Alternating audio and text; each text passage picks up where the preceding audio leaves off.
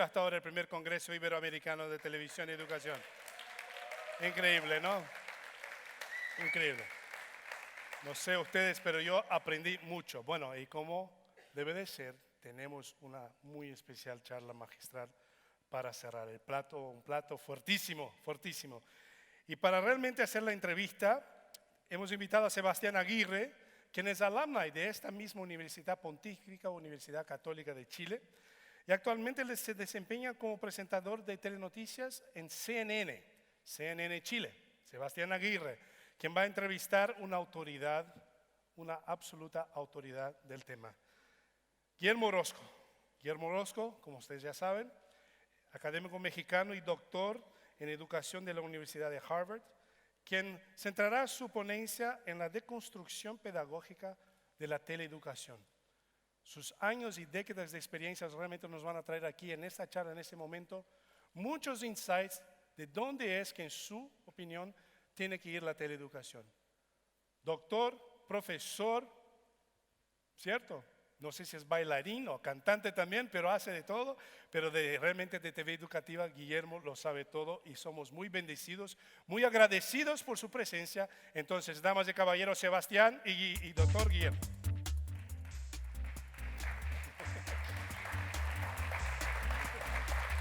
Muchas gracias. ¿Qué tal? ¿Cómo están? Muy buenas tardes. Gracias por acompañarnos durante este cierre ya, la última conversación de este congreso, exitoso Congreso Iberoamericano de Televisión y Educación. Guillermo Orozco ya nos acompaña. Guillermo, muchas gracias por esta charla, por esta conversación. Gracias a ti por atreverte a estar aquí Por esta tarde. atreverme a estar aquí. Sí, no, muy bien, No, frente a este público. Tremendo desafío, interesante, por cierto, esta conversación contigo, Guillermo. Y para hacer una introducción sobre el tema, me gustaría ir a una pregunta bien básica, pero que me parece que entrega ciertas definiciones para el resto de la conversación. ¿Por qué tú dices que la televisión educa, lo quiera o no lo quiera, sea o no ese propósito de la programación en específico? ¿Es inherente al medio entonces ese rol educativo? No, yo no diría exactamente que es inherente al medio, pero siendo un medio audiovisual con muchos efectos sonoros y visuales, con un atractivo en el relato, los relatos que nos cuenta la televisión, fácilmente engancha al público. Aunque tenga un objetivo educativo o no lo tenga, el público se engancha. Nos enganchamos todos como audiencia, de repente en cualquier programa, y entonces es como muy didáctico el lenguaje televisivo y facilita que recordemos y que aprendamos incluso todo lo que se muestra en la pantalla. Ajá. En ese sentido, creo yo que el potencial educativo de la televisión es quizá el mayor de los medios masivos, en tanto que la capacidad televisiva de construir lo verosímil y de mostrarnos lo que parece que es la realidad, tiene un impacto muy fuerte en la credibilidad nuestra. Y yo creo que la credibilidad es muy importante para el aprendizaje. Si no creemos algo, no lo vamos a asimilar. Tenemos que creer. Y el alto grado de fidelidad con que la televisión construye su lenguaje es muy importante para la credibilidad. Ahora, esa educación, ¿cómo la definimos? Porque está en términos formales solamente o bien en cualquier ámbito, en términos informales también, respecto a la apropiación que hace de esa información el televidente. Sí, yo creo que más bien en términos totalmente informales. Ajá. En este sentido, me parece que ha sido más exitosa la televisión que no ha tenido el propósito explícito de educar que muchos programas educativos que sí quieren educar y marcar una influencia educativa en su audiencia. Me parece también que la televisión en sus distintos formatos resulta mucho más amena, que a veces el único formato muy de enseñanza que tienen programas educativos. Y bueno, pues ahí también hay más posibilidad de que, sobre todo de la ficción, de los cuentos que nos cuenta la televisión, todos nosotros aprendamos porque nos enganchan no solo racionalmente, sino sensorial y emocionalmente, que es Entonces, lo ahí más importante. quizás tú das alguna pista también de por qué en los programas que tienen como propósito educar no lo consiguen, quizás de la manera en que sí lo hacen estos programas informales. ¿Cuál es el problema ahí entonces? El problema es un concepto de lo educativo que ha predominado y que espero que cambie. En este momento está un poco en entredicho cuál es el mejor formato para educar. Y yo creo que el mejor formato, y ya se ha repetido aquí, no es nada nuevo, es un formato que logre involucrarnos y que logre involucrar a la audiencia de la manera más completa posible. Y esto tiene que ver con un involucramiento sensorial primero, que sea atractivo, que no sea estéticamente agradable lo que estamos viendo, el siguiente nivel es el emocional, nos involucramos, nos enganchamos porque sentimos y entendemos, podemos llorar con el personaje de la telenovela o podemos molestarnos con el antagonista o la antagonista, y finalmente viene el racional. Y yo creo que esto, y lo quiero vincular con el videojuego, que se ha satanizado tanto, sobre todo por los educadores y por los padres de familia. Hay un libro incluso de un autor, Prensky, que por cierto fue el que inventó esto de los nativos digitales y los migrantes digitales. El libro se llama No me molestes, mamá, que estoy aprendiendo. Y esto es la respuesta de los adolescentes que están jugando videojuego incluso por varias horas. Y entonces ellos consideran que lo que están haciendo no es perder el tiempo, es estar realmente respondiendo al desafío que el videojuego les plantea en cada paso con los diferentes niveles de dificultad. Eso tiene que ver también con productos, videojuegos en este caso, que se van Sí. adaptando a cierta necesidad de aprendizaje del niño también, ¿no? Sí, y que mantienen la atención y la motivación al más alto nivel, y por eso son capaces de aguantar 6 horas sin moverse de la consola del videojuego, pero no son capaces de aguantar quizá ni 15 minutos en el salón de clase frente a los profesores. Entonces ahí hay un problema de motivación primero y de pedagogía, que es el problema de cómo mantener el desafío para que la atención no decaiga. Claro. Y el desafío no es con argumentos racionales, eso más bien ahuyenta. El desafío es emocional y sensorialmente para llegar a una comprensión de cómo pasar al siguiente nivel de dificultad en el videojuego, pero en la televisión es justamente con la programación de ficción la que mejor cumple esta motivación para mantener a la audiencia a lo largo de todos los capítulos de telenovela y de todas las telenovelas a lo largo de un año, de medio año por lo menos. Ahora, Guillermo, a mí me queda una duda. ¿Cómo esas telenovelas logran educar a la audiencia? O más bien, ¿de qué forma, en qué sentido logran educar a la audiencia? Bueno, yo diría que de varias maneras. Primero porque presentan una representación que es muy fidedigna de la realidad, de lo que pasa, de lo que sucede con una pareja, con una familia. No hablan de cosas raras y extrañas, y cuando quieren introducir algo diferente a lo que en la cultura, en este caso la cultura latinoamericana, es aceptado, no tienen el rating suficiente. Pero es primero porque están hablando de lo que vive y de lo que es común y cercano y familiar a los televidentes, que son las cosas más elementalmente humanas, Sí. que es el amor de la madre, del hijo, el amor de la pareja, la traición entre la pareja, los engaños, etc. Eso es la vida cotidiana, y es algo que es muy cercano a nosotros y que es a la vez por eso muy simple, muy conocido, y que con eso rápidamente nos enganchamos sin mayor preocupación por entender o no. Es algo que se entiende, que casi es evidente por sí mismo. Lo interesante entonces es que el proceso educativo o lo que podría enseñar la televisión no tiene que ver necesariamente con la suma y resta, sino con muchísimas cosas más y de otra índole. Y eso obliga más bien a quienes participan del proceso de enseñanza, incluyendo a los padres, por supuesto, a repensar también o adaptarse a los nuevos paradigmas en materia de educación, ¿no? Sí, en muchas de las entrevistas que yo he hecho con madres de familia me han dado una respuesta muy interesante. A ver. Una, me acuerdo la más clara, pero que resume lo de muchas, es que cuando yo le preguntaba, ¿y usted ve telenovelas? Y me dice, sí, claro, veo yo la telenovela y además le digo a mi hija adolescente que vea la telenovela. Y le digo, ¿y por qué? Para que aprenda para la vida. O sea que ella encontraba educativa la telenovela, claro, porque estaba enseñándole a relacionarse con el novio, con los padres del novio, a saber cómo darse a respetar como mujer en esa relación. Genera instancias de conversación con el padre, me imagino. Exacto. También, ¿no? Es Con un los padres. aprendizaje que obviamente la escuela no tiene en su plan de estudios, ¿no? Y que la televisión sí lo tiene, y que finalmente, como dijera mi colega Valerio Fuenzalida, quien define lo educativo no es quien hace el programa con la intención de educar, sino la audiencia que encuentra educativo y hace un aprendizaje a partir de lo que está viendo.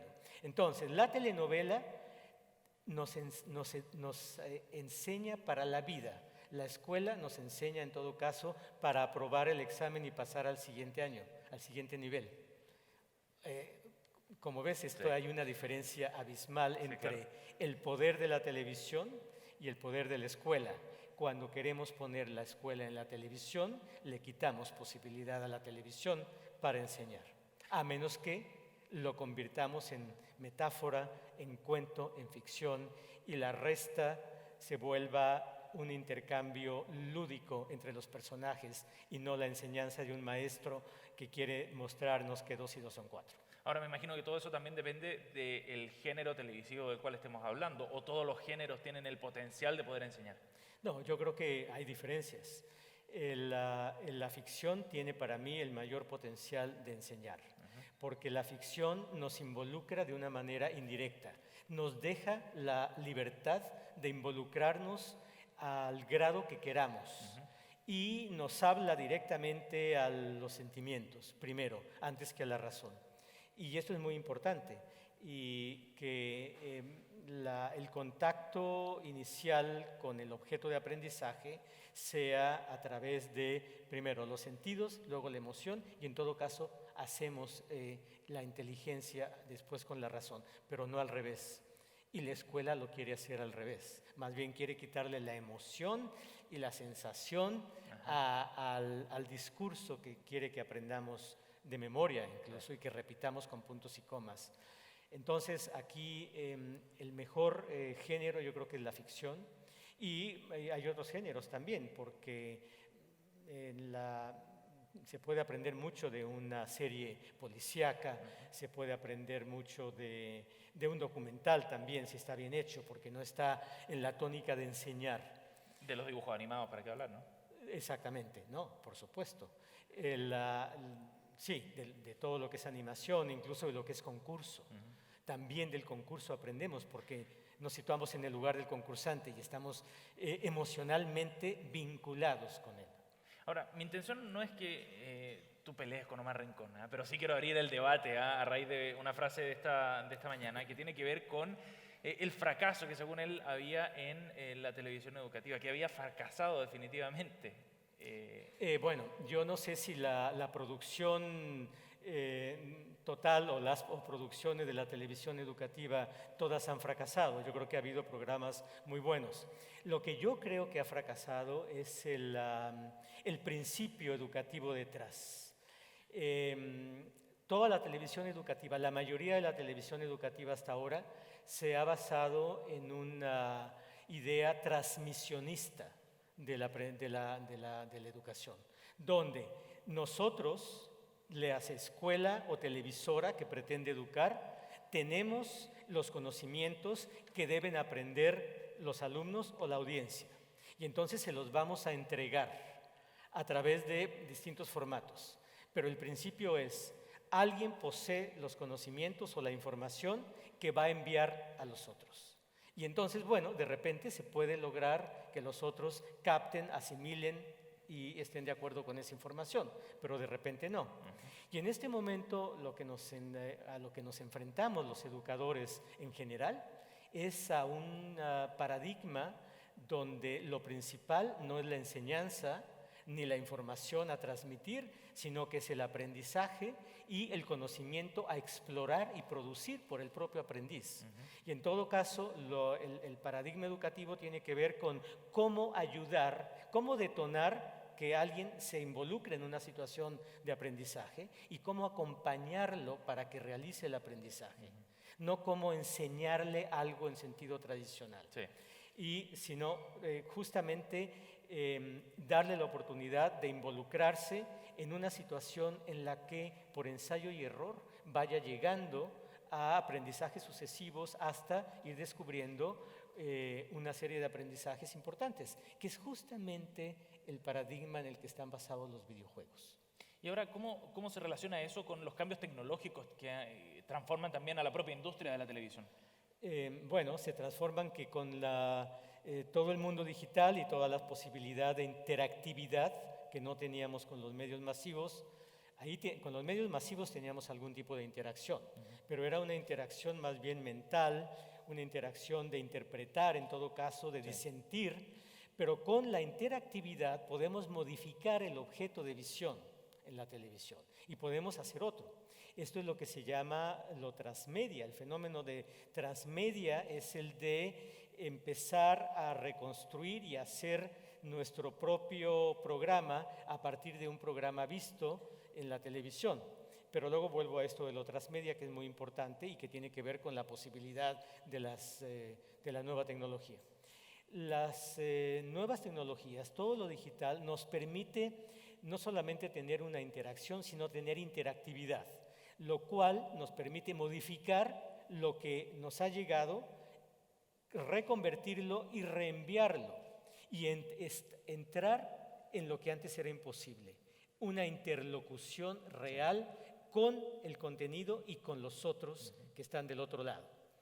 Entonces, esto nos permite realmente ser audiencias participantes, activas y emisoras. La televisión masiva nos ubicó y nos congeló en el rol de audiencias espectadoras y receptoras, que en todo caso podíamos reaccionar o explotar cambiando de canal o gritando comentarios que sabíamos que no nos iban a escuchar los productores de un programa. Pero la interactividad nos permite modificar lo que recibimos y reenviarlo modificado.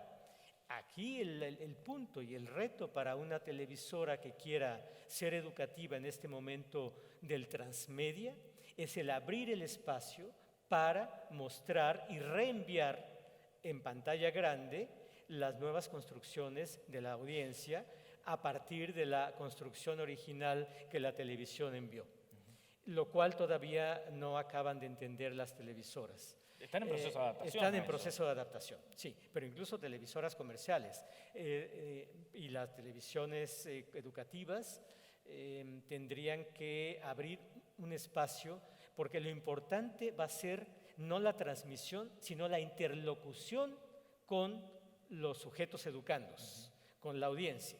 Entonces el espacio lo debe abrir la televisora para que, o sea, sitios en internet o en redes sociales, donde sea, donde confluya las construcciones nuevas que hacemos los sujetos de la audiencia y que vamos a reenviar a la emisora, y la emisora nuevamente hace un reenvío. Ajá. Y así estamos en una interlocución permanente.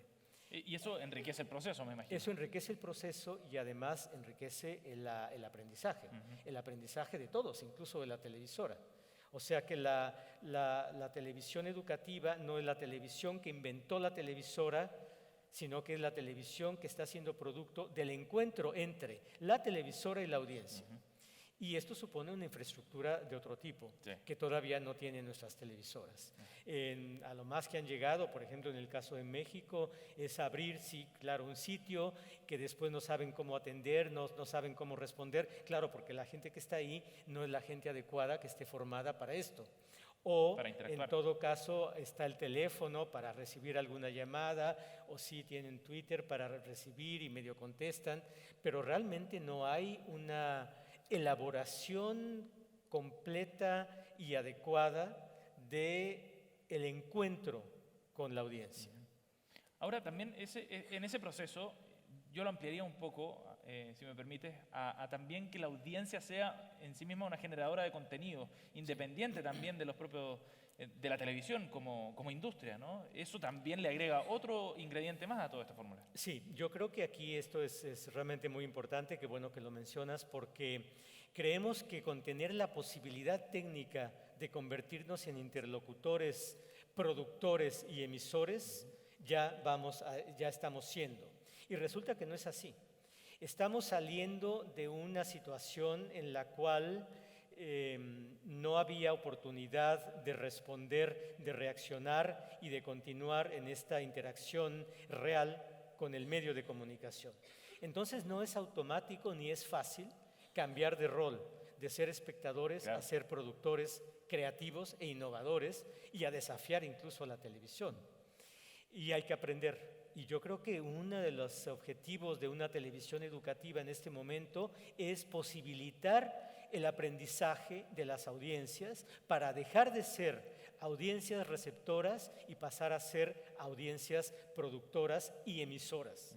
Y me parece a mí que el éxito de un programa educativo para el futuro es aquel programa que lograr esta sinergia, pero real, no solamente en términos simbólicos, sino en términos reales de abrir una plataforma en la cual los televidentes, en este caso, puedan enviar su producción y ahí se pueda reconvertir en otras producciones con la confluencia de otros miembros de la audiencia y salga una nueva producción que sea interesante y desafiante para todos, incluso para los productores oficialmente denominados productores, Claro, de una televisora. los tradicionales, por llamarlo Claro, de alguna forma. sí. Guillermo, pero ese incorporar a la audiencia en este nuevo rol, en este distinto rol, ¿augura más probabilidades de éxito para el proceso de educación en la televisión?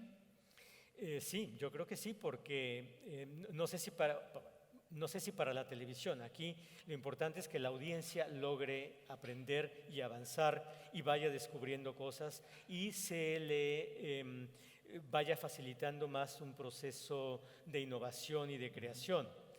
Lo importante también será el cómo, de alguna manera, no quiero decir medir, pero sí conocer cuál ha sido el logro que ha tenido la audiencia.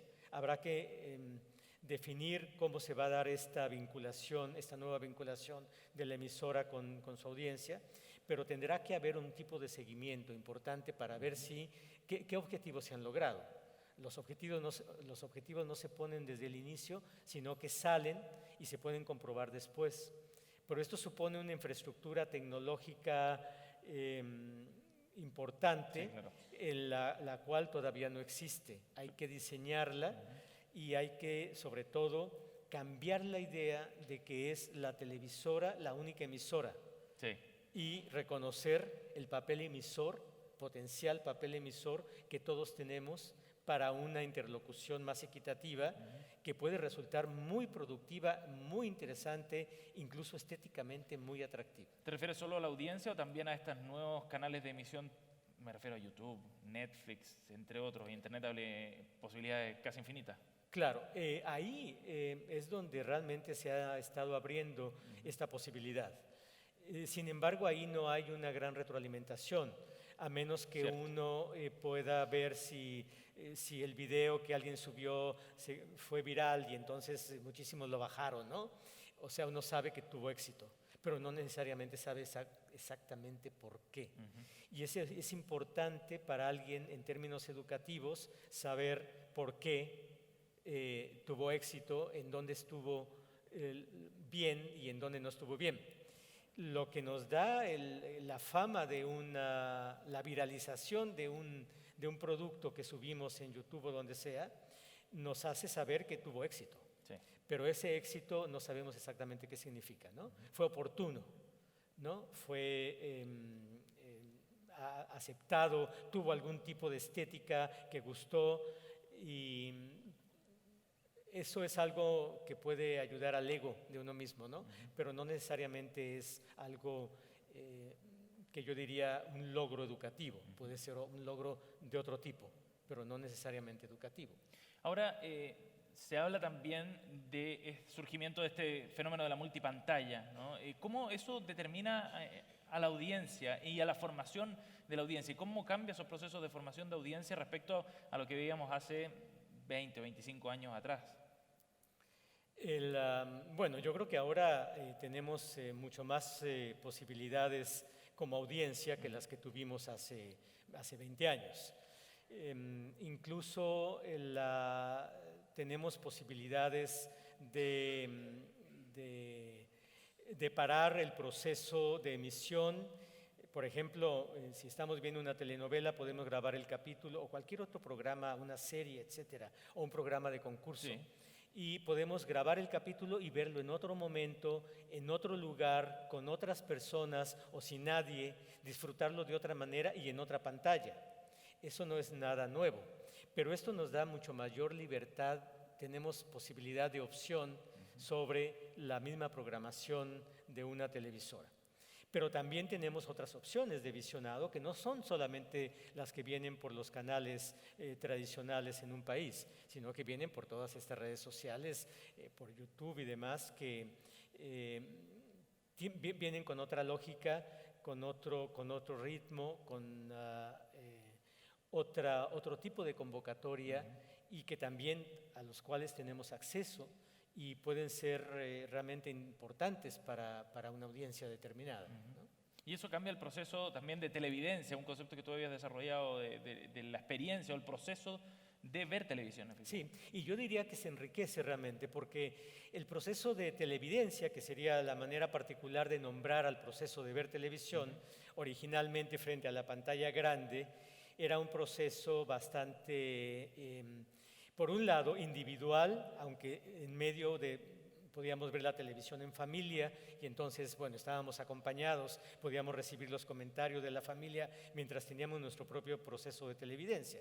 Lo que pasa ahora es que eso se ha modificado porque estamos viendo quizá la televisión en la habitación, en otro momento diferido el programa, pero estamos conectados con el teléfono móvil, estamos con la computadora por ahí o el iPad, estamos en conexión con otros y lo que estamos viendo aparentemente de manera individual, lo estamos comentando al mismo tiempo con otros que están o viendo lo mismo, pero lejanos, Claro. no físicamente presentes, pero conectados, lo cual hace una nueva comunidad.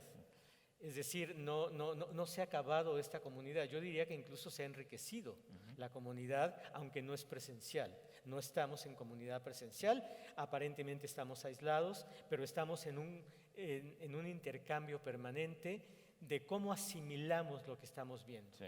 Y yo creo que eso nos da una oportunidad educativa muy, muy grande, porque ahí es donde podemos modificar la primera apreciación que tenemos de algo.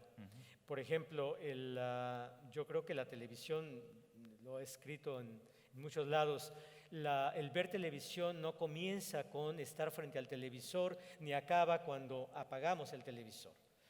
Sobre todo los niños, su proceso de televisión lo llevan a la escuela y a la hora del recreo Sí.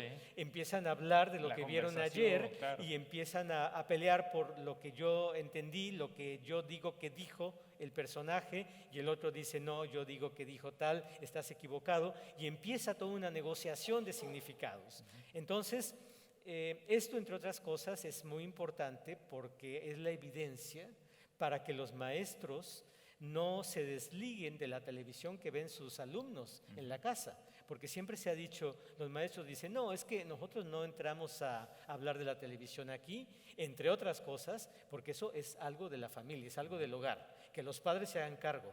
No, no es algo del hogar, allá se ve directamente, pero en la escuela siguen jugando a la televisión, siguen conversando de la televisión, y eso afecta lo que aprenden dentro de la escuela. Y entonces el maestro no puede excusarse de que eso no tiene influencia en su desarrollo dentro del aula. Y es necesario además como para entrar a la realidad que va construyendo cada uno de esos niños, me imagino, ¿no? Sí. Que en función de esta televisión y de lo que ellos ven, van creando su propio imaginario.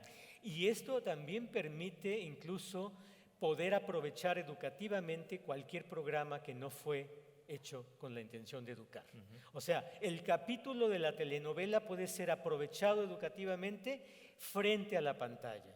O sea, en la pantalla ya está hecho el capítulo, Sí. pero frente a la pantalla puede ser el tema de conversación y a partir de ahí aprender una serie de cosas, valores, ideología, actitudes, respuestas que van a darnos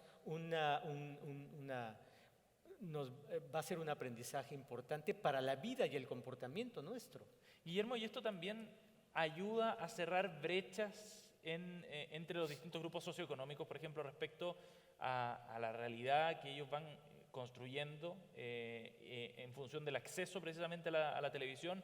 Hace 20 o 30 años quizás el acceso que tenían al mundo exterior una familia más humilde de pocos recursos era mucho menor al que tienen hoy día precisamente. ¿Qué rol puede jugar ahí la televisión en cerrar esa diferencia en términos educativos precisamente? Bueno, yo creo que en teoría es cierto, como lo planteas, pero la realidad nos está mostrando que, por ejemplo, en la mayoría de los países de América Latina, menos del 50% tiene acceso a toda esa nueva tecnología. O sea que sigue habiendo un 50% que no lo tiene. Entonces sigue siendo la televisión tradicional, la televisión abierta, Sí. no la televisión de paga, el principal medio de comunicación para enterarse de lo que pasa en el mundo, para divertirse y para, en todo caso, aprender algo. O sea que no veo yo que todavía la posibilidad de estar aprovechando el beneficio de todas las redes y de todo lo digital se haya generalizado. Todavía sigue habiendo una gran parte de la población que no tiene acceso a esta tecnología. Pero hay un potencial que quizás las escuelas ahí pueden aprovechar. Sí, hay un potencial y que es lo que han aprovechado los programas de distribución de pantallas en las escuelas para que esto se vaya cortando. Pero el problema es mucho mayor que solamente el acceso tecnológico a un dispositivo. El problema es también cultural. Es decir, los que tienen acceso a todos estos dispositivos, y aquí hay varios estudios a nivel iberoamericano, no todos asumen de entrada y rápidamente la actitud creativa, innovativa y de un usuario activo. Sí. O sea que porque más allá de hacer clic aquí o no, me gusta o no me gusta, el tener la posibilidad de abrir un sitio, de empezar a crear y enviar fotografías, empezar a hacer un pequeño video, algo que supone más allá que el mero transportar imágenes, sino el crear las imágenes, es algo que una minoría, o sea, de ese 50% que tiene acceso, jóvenes digamos, por lo menos la mitad no está todavía, no participa plenamente, aunque tenga la posibilidad tecnológica. Esto es cultural, es también cuestión educativa. Tuvimos una década, muchas décadas, una etapa, una época de casi 50 años donde la reina de los medios era la televisión abierta tradicional. Y esta televisión ha sido invasiva y autoritaria, porque nos ha dicho en qué momento, si queremos ver tal programa, en qué momento va a pasar, no nos ha permitido replicar, no nos ha permitido cuestionar, reaccionar inmediatamente y directamente a los productores. Entonces ha sido en ese sentido muy autoritaria y nos ha sumido en un papel muy cómodo, el papel cómodo de no tener que molestarnos. Si alguien quiere no estar invirtiendo energía, lo más sensato para eso es ponerse a ver un programa de televisión. Hay una inversión de energía que no es necesariamente consciente. Al atender, si no atendemos, no entendemos, y si no entendemos, cambiamos de canal. O sea que tenemos que tener una mínima atención. pero no nos están demandando ninguna respuesta, no hay ningún desafío. En ese sentido es, pues, si queremos totalmente olvidarnos del mundo, la mejor solución es ver un programa de televisión y olvidarnos de todo. Nadie nos pide que respondamos, ni que hagamos nada, ni que hagamos un clic, ¿no? En cambio, todas las demás tecnologías suponen un sujeto que está dispuesto a reaccionar, a comentar, a enviar su opinión, a dialogar y a debatir, lo cual tampoco estamos acostumbrados. O sea, la escuela no nos enseña a debatir. El maestro lo que menos quiere en la escuela es que le digamos, oiga, claro, ¿no? Sí. Entonces, tenemos que enseñarnos a debatir, tenemos que enseñarnos a dialogar, hay que aprender y practicar cómo reaccionar, cómo ser interlocutores en cualquier diálogo, en cualquier sitio en Internet que nos encontremos. Y este aprendizaje no es automático ni rápido, porque va cargado culturalmente. Y en América Latina más bien no creo que nos distingamos por entrar en los debates. Entramos en la lucha frontal y en la violencia, pero en los debates no creo que seamos los latinoamericanos los más dotados para salir a través de un debate con un producto nuevo sin habernos matado en el intento. ¿No? Respecto al proceso de construcción de realidad del que hablabas tú, Guillermo, que realizaba la televisión hace 20, 25 años, probablemente la televisión tenía mayor poder de formación de determinada realidad. Hoy día las opciones son tantas que eso también, si bien supone un enriquecimiento, ¿no?, de la construcción que cada persona puede hacer de la realidad, también genera ciertas disputas o tensiones en algún momento entre las construcciones que va realizando cada una de las personas. ¿Cómo analizas tú ese enriquecimiento de la información y los caudales de información que tenemos hoy en día? Sí, ciertamente hay mayores posibilidades de ver distintos ángulos de lo mismo. Yo creo que ahí hay un potencial para ser explotado pedagógicamente que no hemos acabado de definir. Cómo vamos a conciliar o a conjuntar distintos puntos de vista, unos que vienen y que pueden ser de pequeñas comunidades a través de algún sitio de internet, otro que vimos en YouTube que no sabemos ni quién fue el autor ni quién es, ¿no? Aunque venga firmado por X, ¿no?, pero no nos dice nada. Sí, hay que desarrollar un sentido de cómo vamos a darle credibilidad a todo lo que está ahí.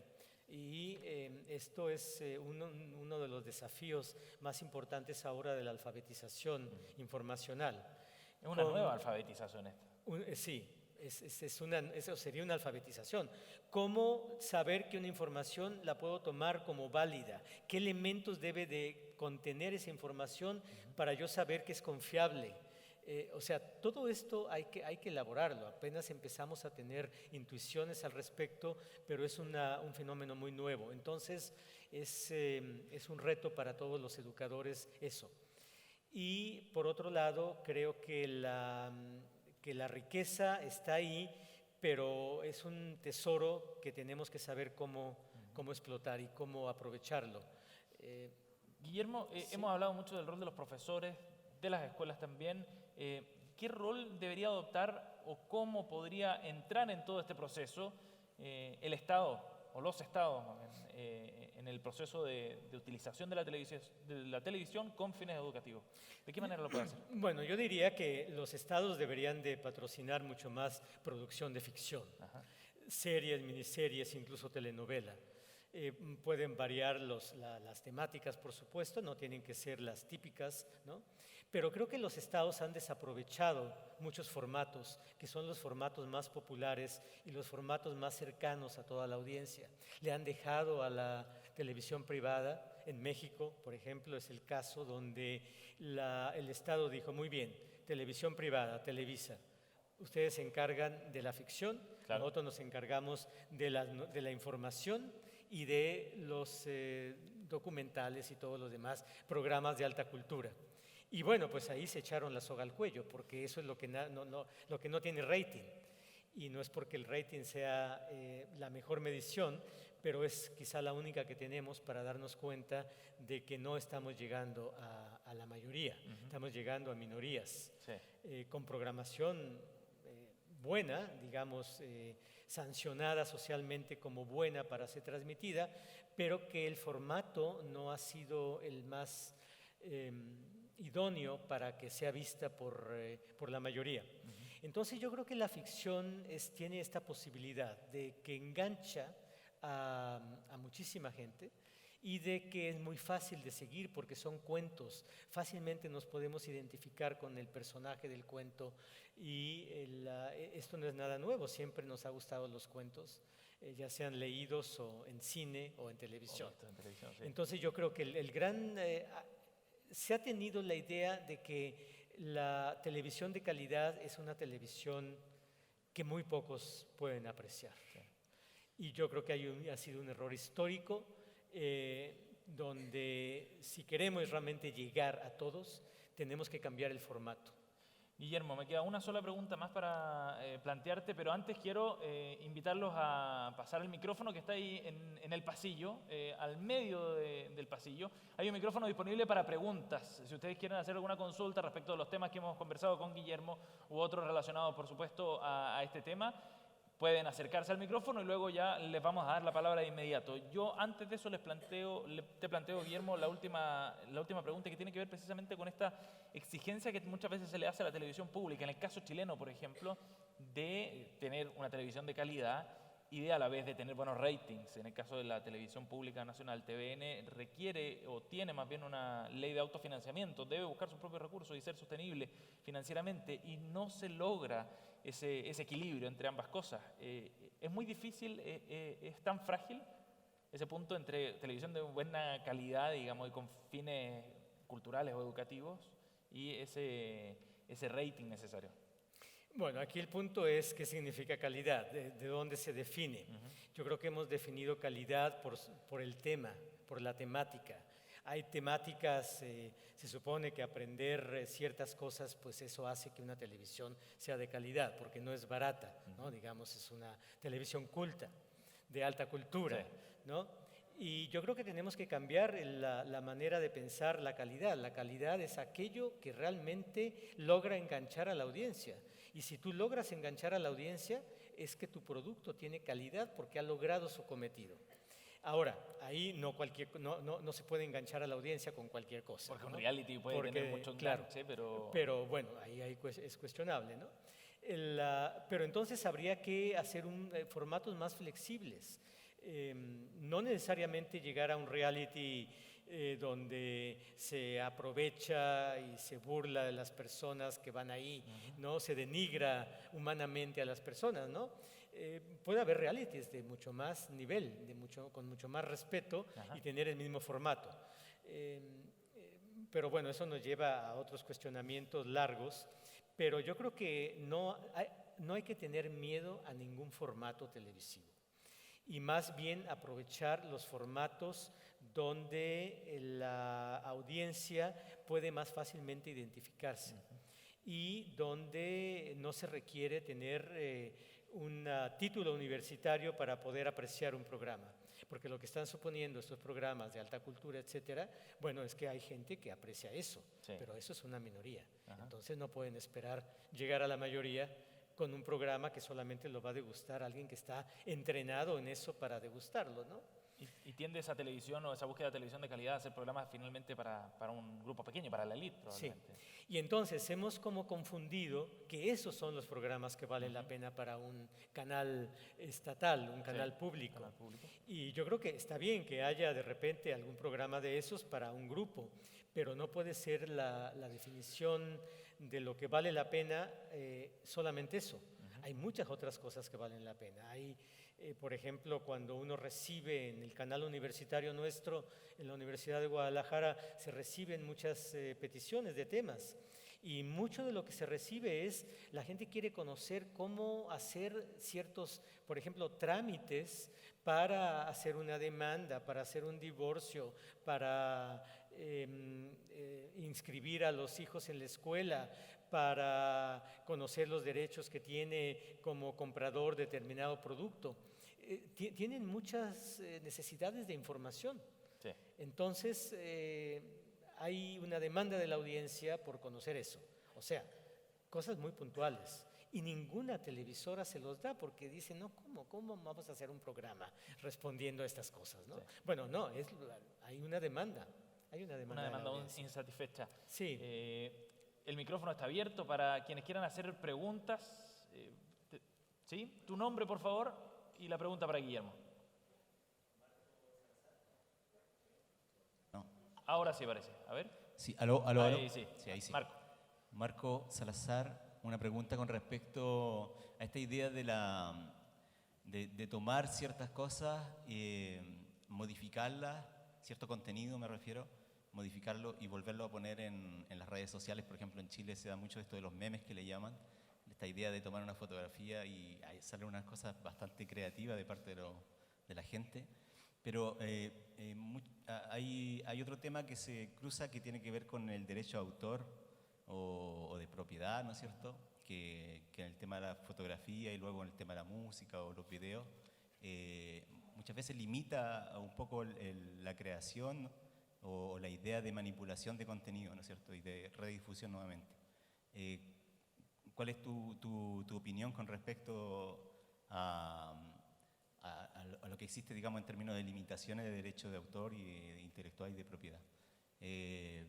Haciendo un análisis con respecto a lo que yo he visto en Francia como punto de comparación, allá hay una fuerte educación con respecto a eso y en Latinoamérica veo que es más bajo, hay menos conciencia de lo que significa el tomar, digamos, estos trabajos, reproducirlo y ponerlo nuevamente a la web. Puede ser quizás una oportunidad de creación también, haciendo esta comparación con otros países de Europa. Bueno, sí, yo creo que no debiera limitarse la creación a partir del producto creativo de otro autor. Hay que dar simplemente el reconocimiento. Y yo creo que eso no es complicado. Es decir, a partir de esta fotografía de tal autor, yo presento tal. Con eso se salvaría el derecho de autor. Es decir, una cosa que está circulando en las redes ya es de conocimiento público. Sí. Lo ideal es que hay que reconocer que el original de un producto que yo hago no fue mío, sino que fue de alguien más. Y entonces se le da el reconocimiento y a partir de ahí se hace. Ahora, esto de los memes que mencionabas primero, a mí me parece algo fantástico realmente, de lo que yo no soy capaz. Uno cree que eso es, los adolescentes, los jóvenes hacen estos desfiguración animada de personajes. Algunos son muy simpáticos, pero cuesta mucho trabajo. Intentemos nosotros hacer un meme y bueno, vamos, ya los quiero ver, ¿no? Si logramos o no logramos algo que valga la pena. Se requiere una creatividad y una inteligencia perceptiva, visual y del Capacidad movimiento, de síntesis también. de síntesis, para realmente captar los rasgos. Es lo que hace un buen cartonista en una caricatura, en un periódico, que capte el rasgo del personaje, ¿no? Pero esto es multiplicado y rapidísimamente lo hacen los jóvenes. Yo no sería capaz. Tampoco sería capaz de hacer un video, ¿cómo se llaman? Video Vine o algo así, que son son unos cuantos segundos. Sí, y Vine. decir algo importante. Yo no sería capaz. A mí me cuesta trabajo acostumbrarme a reducir a 40 caracteres para enviar un Twitter y además rápido y de reacción y que cause un impacto. Con más tiempo yo podría pensarlo, acomodar, no, de repente cambiar la preposición, no es la misma. No, hay que hacerlo rápido. Estos son entrenamientos que han ampliado la capacidad comunicativa, sobre todo de los jóvenes, que a los adultos nos cuesta más trabajo y que yo más bien pienso que hay que reforzar y animar a todos a que hagan todo este tipo de remixes y de productos nuevos a partir de otros viejos y que en todo caso se reconozca que el original es de otra autoría, ¿no? Y con eso estamos en una efervescencia creativa muy importante. Había otra pregunta, creo, Guillermo. Hola. Hola. Mi nombre es Patricia. voy a aprovechar de hacerle, por la pregunta que no me dejaron hacerle ayer en el taller, pero bueno, yo estuve hace poco en la sala de competencias mediáticas del proyecto 1000 de la UNESCO. Y tengo entendido que usted ha realizado charlas respecto a competencias mediáticas precisamente para la UNESCO. ¿Nos podría comentar respecto a eso? Sí, con mucho gusto. Lo que yo he realizado son propuestas de educación para la televisión y para lo audiovisual. Y tiene que ver primero con la posibilidad de discutir, de hablar sobre lo que vimos. Y lo primero, un ejercicio básico sería, porque no puedo contestar con demasiado detalle ahora, ¿no? Pero un ejercicio básico es describir lo que uno ve. Con este ejercicio lo que se logra es ver cómo nos cuesta mucho trabajo describir. Empezamos a describir y luego empezamos a interpretar y ya después acabamos con nuestra interpretación de lo que vimos. Pero eso hay que hacerlo evidente para empezar a darnos cuenta de que tenemos que poder describir sin opinar y sin interpretar y que luego después vamos a poder interpretar. Entonces, esto hay que hacerlo de manera evidente y no solamente decir, es que no se puede interpretar, hay que describir. Igual lo van a hacer. Pero hay que enfrentar a los aprendices, ¿no? a este ejercicio de la descripción y la interpretación. Hay que, ahora, otro ejemplo simplemente es en cómo nos informan, cómo evaluar si la información de una noticia es buena o no es buena. Bueno, lo primero que hay que hacer es, independientemente del contenido, o si estamos de acuerdo o no, lo primero, por ejemplo, en la noticia que en México en este momento son un gran porcentaje de noticias, las noticias sobre asesinatos y violencia, ¿a qué tenemos derecho los televidentes y los lectores y los radioescuchas cuando nos van a informar sobre violencia? Primero, a que justamente se haga una descripción de lo que pasó, sin editorializar, porque al editorializar nos cambian el sentido. Por ejemplo, en el lamentablemente último asesinato en México de 4 periodistas, era un periodista hombre y 3 mujeres en una colonia céntrica muy emblemática de la Ciudad de México.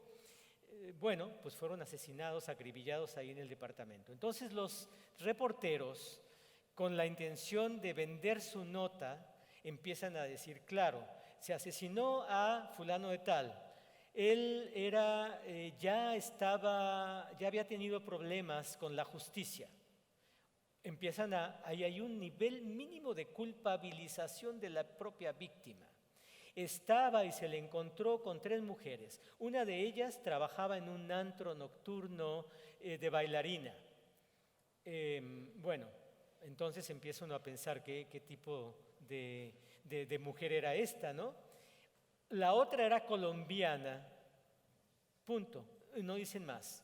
Lo colombiano ya trae una connotación muy fuerte de vinculación con el narcotráfico. Entonces, una vez que recibimos la nota, estamos teniendo una adjetivación de la descripción de los asesinados que los victimiza más. El propio reportero está victimizando más a las víctimas. Claro, sin esa intención, pero finalmente acaba siendo ese el resultado. Este es el tipo de cosas que nos ayudan, ejemplos de este tipo, nos ayudan a empezar a desarrollar las competencias comunicativas para saber si esta noticia está bien o no. Y enfatizo mucho esto de la descripción y la interpretación, porque yo creo que es un problema latinoamericano, de la cultura latinoamericana. Cuando nos preguntan qué pasó, inmediatamente decimos lo que creímos que pasó con la opinión nuestra antes de lo que realmente pasó. Y eso hagan el ensayo ustedes con sus gentes más cercanas y se darán cuenta que no hemos desarrollado la capacidad de descripción. Sí tenemos muy desarrollada la capacidad interpretativa. Pero, perdón, Pero eso no depende también, cuando uno interpreta, por ejemplo, una noticia, no depende también de la experiencia previa que traiga. Por ejemplo, ayer veíamos en la presentación de la tarde de los neurocientistas que había como una relación. Entonces me queda la duda de dentro de esto, ¿cabe la experiencia previa que uno traiga para esto de la interpretación? Bueno, sí, sí cabe, pero lo que se trata es de no interpretar, sino de, por ejemplo, otro caso, el caso otra vez de los jóvenes normalistas que estudiaban para maestros de Ayotzinapa en México, que ha sido como muy difundido en toda América Latina. Ningún medio de información dio información sobre lo sucedido hasta que fue tal la presión social mexicana e internacional que finalmente hubo una declaración oficial desde el gobierno mexicano. Una vez que hubo la declaración oficial, que obviamente es bastante connotada y totalmente falsificada e increíble, que no puede ser creíble, empezaron los medios de comunicación a informar a partir de esa visión. Está como derecho humano en México y en todos los países, tenemos derecho a una información plural. El pluralismo no existe. En México no existe ahora el pluralismo. Claro, hay algunas voces, por supuesto, que se arriesgan y dan una información, pero no en la televisión comercial. En la televisión comercial existe una sola visión, que es la visión gubernamental y la visión oficial. Entonces, tenemos derecho todos como audiencia a tener distintas visiones de la nota, no solamente una. Y eso es como muy evidente, independientemente de la experiencia que hayamos tenido o no, para poder ver una noticia. Eso tiene que ver con los derechos a la información que todos tenemos y que no están siendo respetados porque están desde el poder político y los poderes fácticos, definiendo una nota y una visión predominante que es la que se difunde y la que inunda todo el ecosistema comunicativo. Este es el tipo de cosas que hay que tratar de desarrollar con una audiencia en un programa de alfabetización mediática. Muchas gracias. Una última pregunta. Respecto al mismo tema de las competencias mediáticas de UNESCO, tengo entendido que México está participando dentro de un muestreo que se está tomando en unos test a los docentes. ¿Usted está participando no. dentro de esto? No estoy participando en eso. Ok, muchas gracias. De nada. ¿Tenemos otra pregunta también? Sí. Gracias. Camila Álvarez. Me interesó mucho el tema del uso, por ejemplo, de las telenovelas, cuando usted decía que las telenovelas son educativas, y estoy de acuerdo con eso, cuando dice que toda la televisión educa, y porque creo que todo acto de lenguajeo, de diálogo, es un acto educativo, que también es comunicativo. Y también estoy de acuerdo en que genera realidades. Pero, ¿qué pasa con los antivalores? Con aquellos patrones de conducta que son negativos, que entregan arquetipos sociales que reproducen muchos vicios que perjudican nuestra sociedad, machismo, la violencia, la ambición, expectativas que están lejos de una sociedad más democrática, justa y todo esto. Y me gustaría escuchar su reflexión. Sí, bueno, ¿qué pasa con eso? Que también se educa frente a eso y entonces hay que deseducar. Ahí la labor es la de... Yo siempre he dicho, la televisión no solamente es para verse, es también para hablarse. Y hay que hablar sobre lo que vemos con los otros, porque es la manera en que podemos darnos cuenta de lo que es juzgado como bueno, positivo y lo que no vale la pena tomar de una película o de un programa de televisión, telenovela, serie, lo que sea. O sea que mucho de la alfabetización mediática tiene que ver con hablar lo que se vio. Es ahí donde se construye, se destruye un sentido y se construye otro sentido, y es lo que los padres de familia han olvidado. Más bien la televisión está ahí y ahí frente a ella ponen a los hijos y que se queden, ¿no? Y entonces nadie habla sobre lo que vieron, nadie pregunta qué pasó, qué les impactó o simplemente cuál fue el tipo de cosas que se dijeron en una película o telenovela o capítulo de telenovela. Y es lo que hemos olvidado los educadores. Ahí podemos hacer mucho más con dedicar unos minutos simplemente a ver qué es lo que les quedó a los alumnos, jóvenes, niños, de la edad que sean, y eso qué tan correcto es en términos éticos. Y entonces confrontarles. Finalmente la decisión la van a tomar ellos. No se trata de inyectar una ideología, una moral frente a la otra. Es simplemente hacer evidente lo que se jugó ahí y hay que, a partir de ahí, tomar una decisión. Bien, les agradecemos muchísimo a quienes participaron en esta conversación con Guillermo, a sus preguntas y por supuesto les pido un aplauso por favor para Guillermo Orozco. Guillermo, ha sido un gusto haber conversado contigo. Muchas gracias. Gracias por estar aquí en Chile y por haber participado de este congreso. Muy amable. Muchas gracias por tus preguntas. Realmente me hicieron sentir que podía hablar con el público. Esa era la idea, pues, muchas gracias. Muchas gracias. Un aplauso nuevamente para Guillermo. Damas y caballeros, Sebastián y Guillermo, muchas gracias, caballeros. Bueno, hemos llegado al cierre y prometo a vosotros que solamente un par de minutos para hacer el cierre de esta reunión. Primero de todo, quería realmente agradecer a todos los que hicieron ese trabajo aquí posible. Nosotros tuvimos muchas entidades, personas, individuos que ayudaron a hacer este primer Congreso Iberoamericano de Televisión y Educación posible.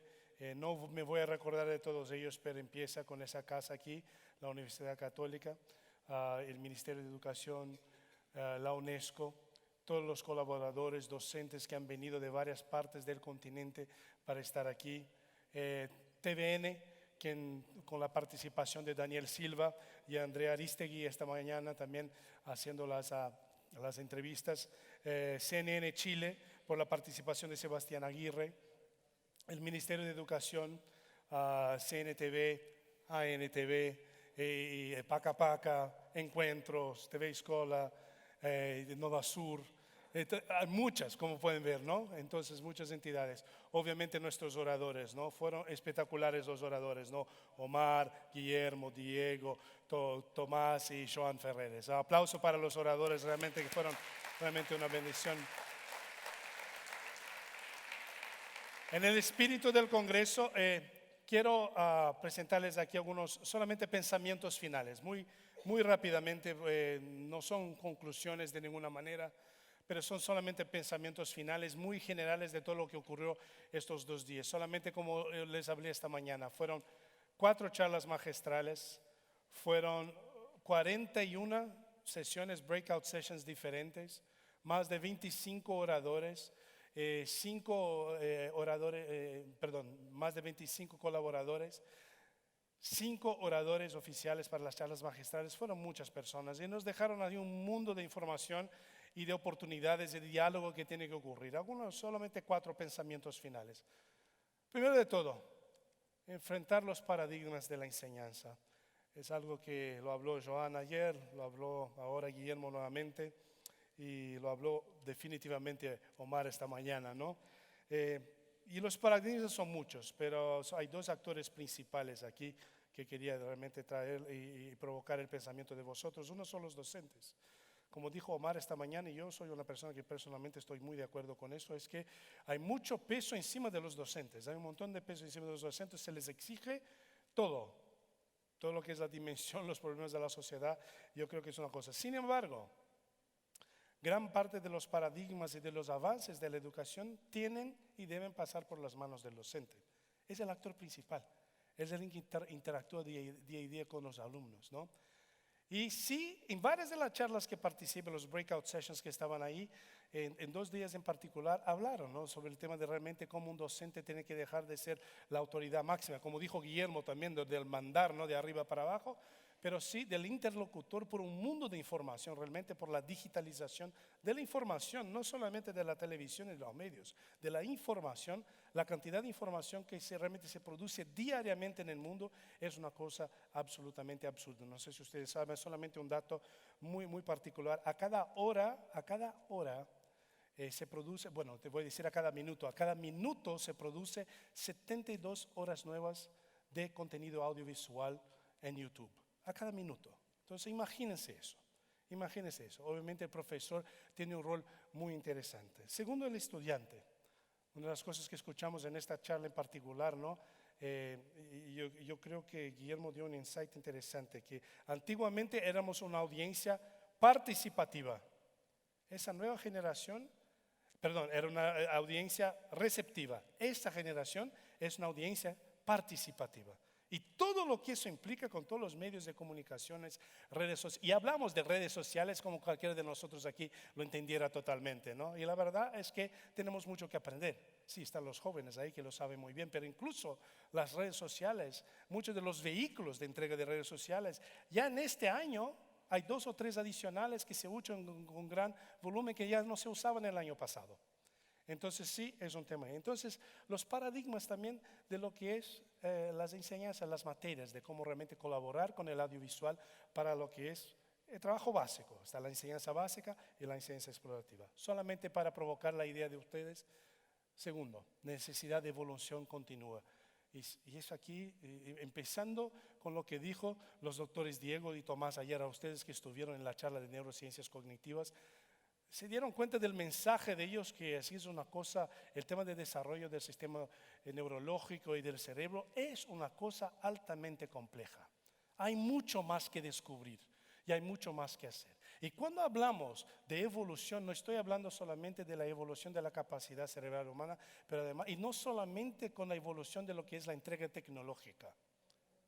El ejemplo que él dio aquí, que la respuesta de Guillermo fue una de estas, ¿no? ¿Cuál sería de los géneros del audiovisual, cuál invertirías más para lo que es la educación? La respuesta de él fue la ficción. Lo que la señorita preguntó en las telenovelas, a mí me encanta. No se lo voy a decir a mi esposa, que la telenovela es educativa, pero todo aquí dice que la ficción. Y es cierto, no utilizaron otros ejemplos. En una de las charlas ya hablaron del Big Bang Theory.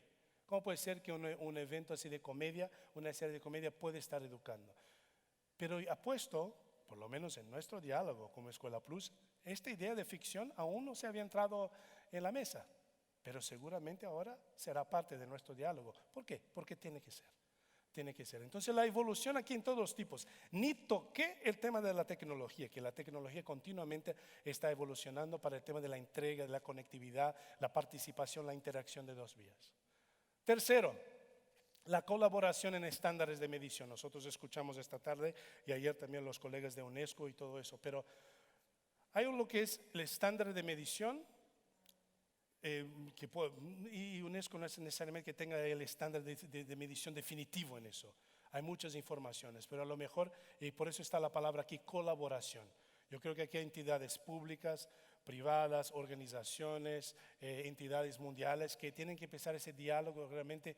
¿Cuáles son las métricas de éxito que realmente podamos medir y cómo esas métricas de éxito tienen que evolucionar? Les doy un ejemplo concreto. Por ejemplo, una de las investigaciones que hablaban los neurocientistas aquí ayer, ¿no? Que por ejemplo las muestras de los estudios, algunos de ellos son demasiado largos en lo que es para esperar. Perdón, pero el mundo de la digital se mueve así. Y los chicos, los jóvenes, en la manera que se comunican, interactúan y cambian información, los memes que le estaba diciendo, es una velocidad alucinante. ¿Estoy mal o no? ¿No es así? Entonces tenemos que realmente colaborar más y pensar, desafiarnos más en estándares de medición que podamos utilizar, entidades colaborativas para poder hacer los cambios necesarios. Hablaba de rating. Hoy en día, el rating es uno de los elementos de lo que es la televisión. Yo sé que algunos de nosotros, los colegas, estaban hablando, bueno, somos dependientes del rating. Bueno, si estás dependiendo hoy en día solamente del rating en Estados Unidos y en Europa, estás mal. En uno de los paneles hablamos de la interacción de lo que son los medios. Hoy en día, los medios de total audiencia van mucho más allá simplemente que el rating de televisión. Son mucho más allá que estos. Muy bien, ¿me siguen o estoy? ¿Sí?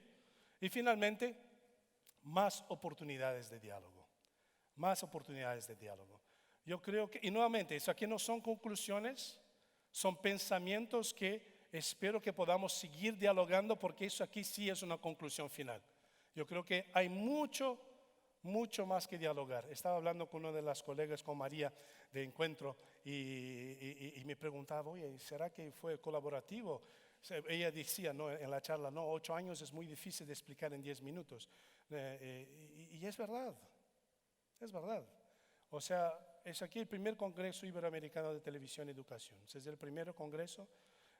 ¿Ustedes sintieron que podían y necesitaban dialogar más, hablar más, preguntar más? ¿Sintieron eso o fui solamente yo? ¿Sí o no? Entonces, eso es lo que queremos proponer, es que realmente nos reunamos nuevamente en 2017, que va a ser el segundo Congreso Iberoamericano de Televisión Educativa en Brasil o Estados Unidos o en Colombia, son los países postulantes. Y bueno, pueden votar. Hashtag TV Escuela, por favor, voten. Por favor, voten. ¿Dónde a usted le gustaría? No, me gustaría las playas de Río o cabalgar en Texas. ¿Cierto? No, bueno, en fin. Voten, por favor, es importante vuestra opinión. Finalmente, con el mismo espíritu de dar su opinión, vamos a estar mandando una encuesta para las personas que registraron al Congreso y aparecieron. Una encuesta sobre el Congreso, que nos dé vuestro punto de vista. Aquí habieron varias personas, estudiantes, profesores, colaboradores, entidades, amigos antiguos, entonces queremos la opinión de ustedes. Es la única manera y queremos que ese espíritu de colaboración realmente continúe. Yo creo firmemente que somos mejores juntos, better together, siempre better together, no hay otra manera. Y para finalizar el Congreso, insisto, quiero que salgamos de aquí con el punto de vista de los chicos. Y nuevamente, VJ Comunicación con el video final de la percepción de los niños del día 2 y día final del primer Congreso Iberoamericano de Televisión y Educación. Muchas gracias a vosotros. Ustedes son una audiencia genial. Nos vemos en 2017. Video Santiago.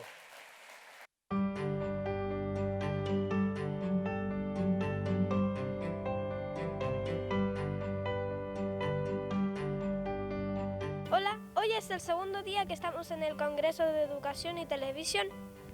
Vamos a conocer las nuevas sorpresas de hoy. La jornada comenzó con la charla del reconocido periodista colombiano, experto en televisión y lenguaje audiovisual, Omar Rincón. Ahora nos vamos a la entrevista de Omar y me han acabado de sacar fotos, ha grabado y creo que esta entrevista va a ser muy interesante.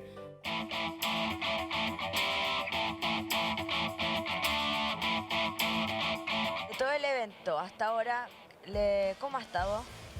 Ha estado muy bien, me gusta mucho, me lo he pasado fantástico. Ayer la charla de Joan Ferré y recién la de Omar Rincón, muy bien.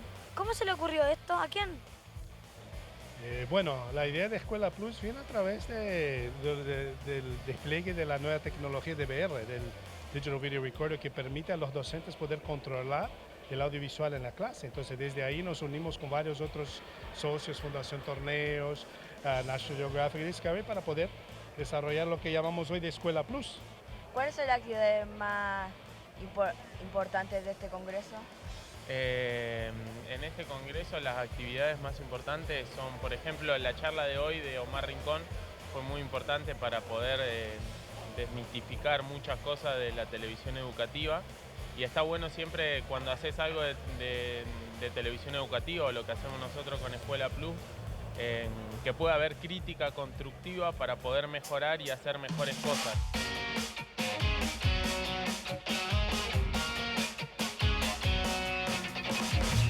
Llegó el mediodía y con ello el comienzo de 5 interesantes clases en forma simultánea. Pasamos muchas horas frente a la TV, vemos noticias, teleseries, concursos, matinales, muchas cosas. Pero como espectadores tenemos la libertad de decidir qué mirar. Hola, soy Fabio Moreno y aquí estamos afuera de las salas de los actores. Como ven, esto es tan complicado para mí, pero no lo entiendo y encuentro que las personas que estudian esto les sirve mucho. Como ven, estamos en el auditorio de Facultad de Comunicaciones y hoy les voy a hablar de mi opinión sobre esto. Yo pienso que es positivo porque es bueno enseñarle cosas a la gente que uno no sabe. Y uno hace un documental de un terremoto y uno sabe qué hacer al caso de un terremoto. Gracias. Pasadas las 3 de la tarde, al igual que ayer, 5 charlas simultáneas sobre temas muy interesantes.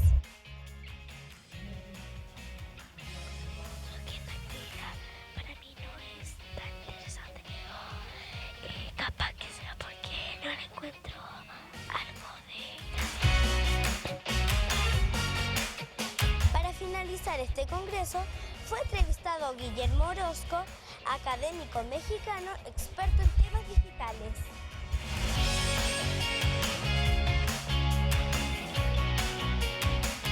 Y desde el Centro de Extensión de la Universidad Católica despedimos el Congreso de Educación y Televisión.